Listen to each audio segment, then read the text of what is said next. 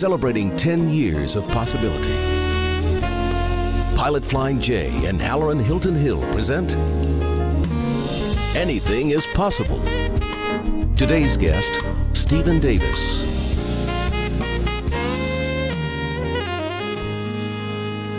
Welcome to another edition of Anything is Possible. We're celebrating 10 years of possibility, and my guest today is Steve Davis. Welcome to the broadcast. Thank you. Thank you very much. When I say the word hero, what's the first thing you think? William Edward Davis Sr. Superman. William Edward Davis Sr. Batman. Will. Papa Will. So it's none of those superheroes we think of. You think of William Edward Davis Sr. Yes. Who's that? It's my father. He passed on to be with the Lord about 10 years ago. Be 10 years this year. He was 80. Raised right here. He was born in what we affectionately call the Brickyard, right over at Homburg Place, probably 2-3 miles just east of here, in the Brickyard, up near Cherokee Country Club. He was born there. He was born there. He was born in a house over there. He often, as we'd go by, he'd say, "That's where I was born." So I know the house. I don't know if it's still standing. It was standing a few years ago, but that's where he was born. And shortly after, they moved over here. His mother and father built a house on Agnes Avenue up on the hill here. As I could probably hit 3 drivers and be there from here. So yeah, this whole area is rich with history of my dad's family, as well as my mom, who's just a hero herself, Mary Davis. So now you measured the space in drivers. So your family must have a connection to golf. So tell me about your dad's life and this game of golf and what he was surrounded by. He worked at Cherokee Country Club. He would caddy, and on Mondays the black community, black caddies got an opportunity to play golf. And my dad was with a group, and he loved golf. He was probably 4 or 5 handicap. Wow. Yeah, swung with a baseball grip, but golf was something he loved. Yeah, he loved it dearly, and he often, as we would play together, he would tell me, "You play golf like you play football. You can't beat it. You gotta hit it." And you know, he would use the golf analysis a lot of times when we'd be talking about things. So yeah. What level of education did he have? Funny you should say that. My dad, you know, it's amazing the things that he did. His father died of cirrhosis of the liver, probably in his early 60s, from drinking too much. His father was probably what would you describe as a womanizer today. But he was there with his mom. His mom, Mama Jenny, as everyone affectionately knew her on Agnes Avenue, was kind of the salt of the earth. No one called her Mrs. Davis or Miss Jenny. It was Mama Jenny. That was his mom. You know, as we grew up, I saw him just be the rock. You know, in spite of the fact that his father wasn't there, in spite of the fact that he actually had to go to work at 3rd grade. So he only went through 3rd grade. I've got a photo in my office at home of him in his 3rd grade picture, and very proud of it. But what he did learn, he learned in the school in Knox. He learned very well from Mr. Mebane. Mr. Mebane was the gentleman he worked for, who he caddied for and was his driver. And he would listen attentively. What he lacked in formal education, he just had an overwhelming desire to listen, to learn, self-taught, taught himself how to read, and I could say today without a question, the smartest man I ever met. Wow. Yeah.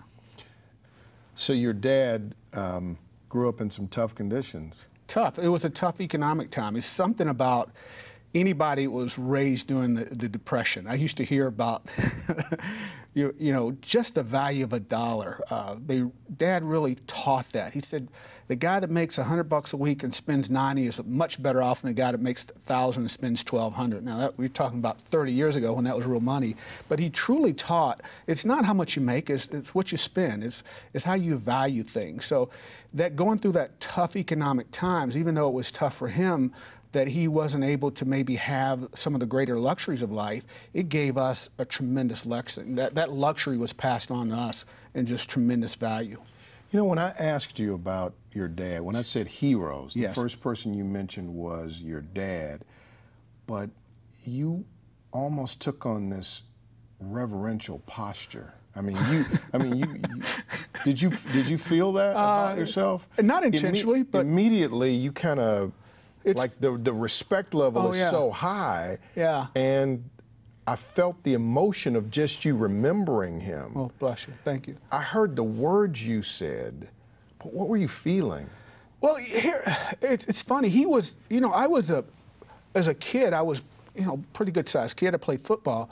My dad was strong, just naturally strong, not bigger than I, but he just had such authority. I can remember in the 70s, you're going and you're trying things for the first time, and maybe some things you wouldn't want him to find out about. And if I was out and about with my friends, I would not dare go near him. I just revered him. If I was at college and had maybe been involved with something that I shouldn't have been involved with, right, I'd think about him. If I ever was thrown to jail, the jail couldn't be any worse than him having to come get me. So, it was a reverential fear, but not out of fear of what he would do for me, but because I loved him. I loved him so much, and do today. And he is still my hero. I want to pause right there, and we'll come back. This Sure. is Stephen Davis. The name of his company is the Will Group. His dad's name is Will. You'll see why he had the will he did to accomplish what he's accomplished. A great story of possibility. We'll continue in just a moment. Possibility powered by Pilot Flying J, Covenant Health, Home Federal, and the Knoxville News Sentinel. Coming up. When you go through that 12, 13, 14 years of age, Dad is great. Dad's my hero, but I don't want to do necessarily what Dad does. My guest today on Anything is Possible is Stephen Davis. He is the CEO and founder, president of the Will Group, and we're talking about your dad. Yeah. His name was Will. Did you ever struggle, though, with reconciling what he did for a living? Oh, wow. And where you wanted to go with your life and that gap? Growing up in Bearden, growing up in that environment, as a kid, you think, what do I want to do in my life? And when you go through that 12, 13, 14 years of age, Dad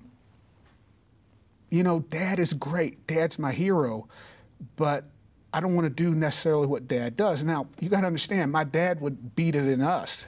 Now, you got to go to school. You got to get an education because I want you to do better than I did. And I never saw any shame in what he did. It was a system, a social economic system that sent people to school. They were able to help educate us.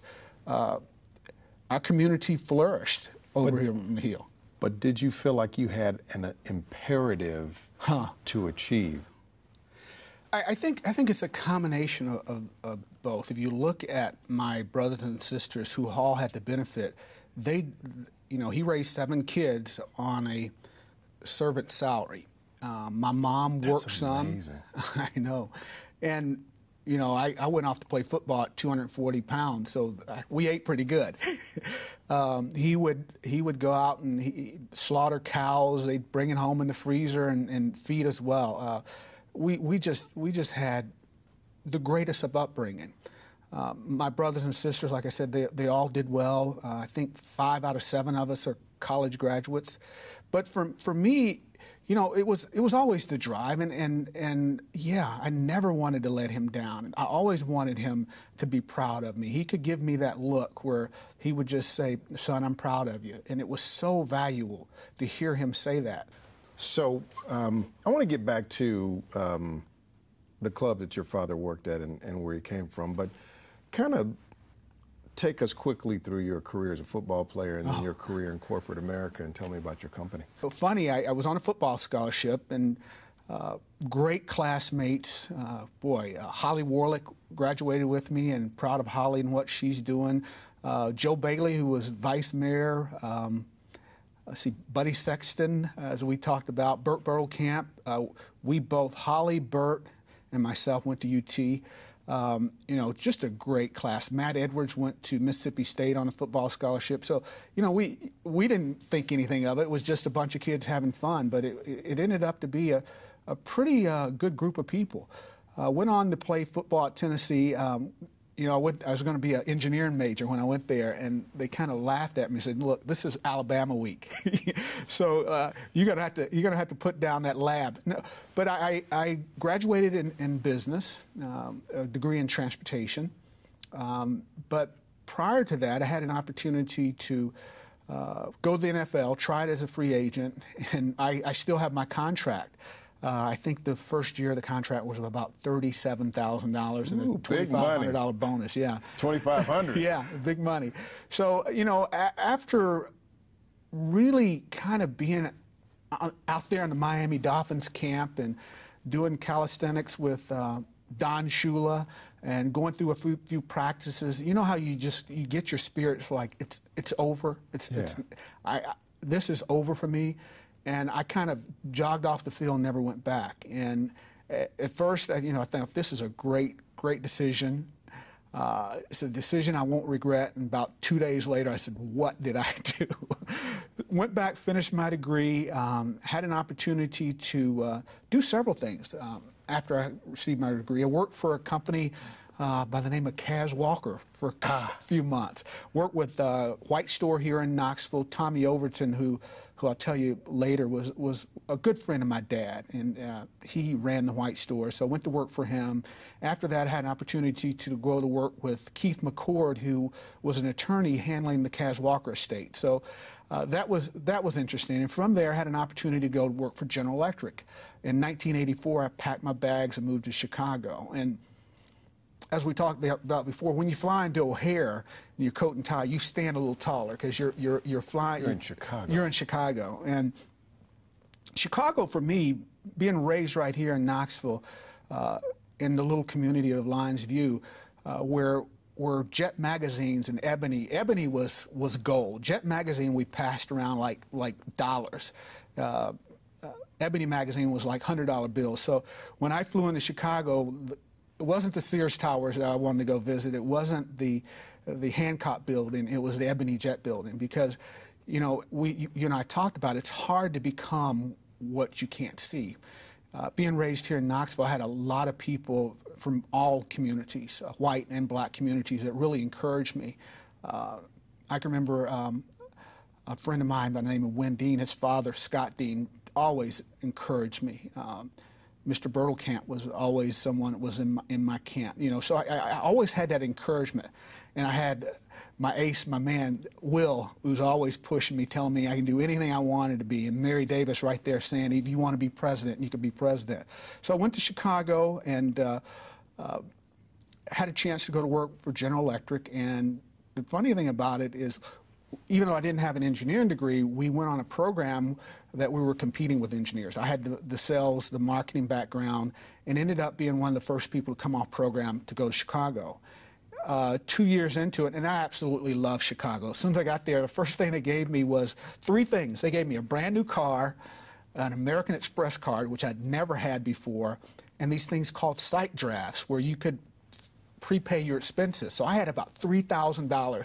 You know, you thought died and gone to heaven.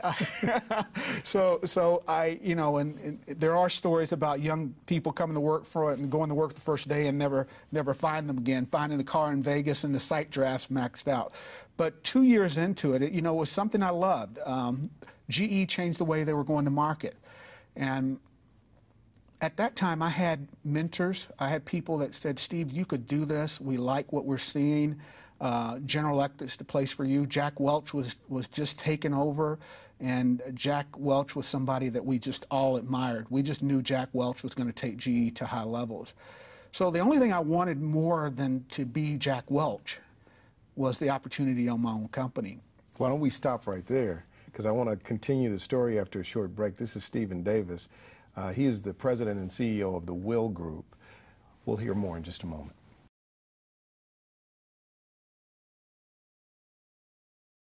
he was never critical. He was my biggest cheerleader. And looking back on it, maybe that's the reason I just could not fathom somebody beat me.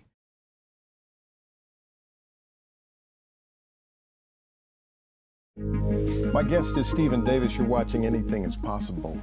He's another possibility engineer. So in the game of golf, in the game of football, basketball, you'll play better if you play with better people. Absolutely. Right. So in the world of business, you become a much better business person if you're around the best of the best. GE, especially during those years, the Jack Welch years, where either you're number one or two. Or you get out. Or you get out. Yes. And, you know, just kind of a real aggressive way of analyzing talent, training talent. Absolutely. But analyzing talent. And it wasn't just based on, here's your ability. You were judged not only on ability, but productivity. Absolutely. Do you produce? So here's this type A competitive guy that knows which club to pull out of the bag, yes. so to speak. And you're in the world of GE. You're 2 years in. Yeah. And now you need to make some decisions. Yeah, and you know, and the things that I learned at GE, I mean, it was just tremendous. They said back then the GE training program, which I was on, was equivalent to a master's degree. They taught effective presentation, you know, critical thinking, which I think we really don't value today. The ability to not make a decision, but be able to justify the reason that you made. And that really helped me. And one of the things that I learned from Jack Welch is, and I carry this today with my company, is when you come to work for me, I'm going to ask you to do two things. I'm going to ask you to do the numbers and respect the culture. Do the numbers and respect the cultures. Do the numbers. Our company is driven on sales. It's, you know, the back end, the backroom stuff is production, getting stuff through the factory, get it out the door, and then making sure it gets paid. And in that process, you have to do the numbers. That's what keeps the doors open. But also it's critical that you respect the culture, because you may be an A player, but if you're disruptive, you're not good for the company long term. And I brought that same thing to our company. So in '86, when GE came to me and said, look, we're going to change the way we go to market. We're going from direct sales with factory people to independent reps. Do you want to do it? And I said, maybe. I had a mentor, and a mentor came to me and said, look, Steve, I think you ought to stay. I think we've got some good, exciting things from. I think where Jack Welch is taking this company, it's going to be a great opportunity. You know, Jack Welch looks at diversity not from a good field, but good business, and he is going to be promoting African Americans that are talented because he believes it's good business. So I stayed with General Electric about 2 weeks. And finally, someone came from the other division and said, look, we're having a problem filling this. Here's your chance to go in business for yourself. And I did it.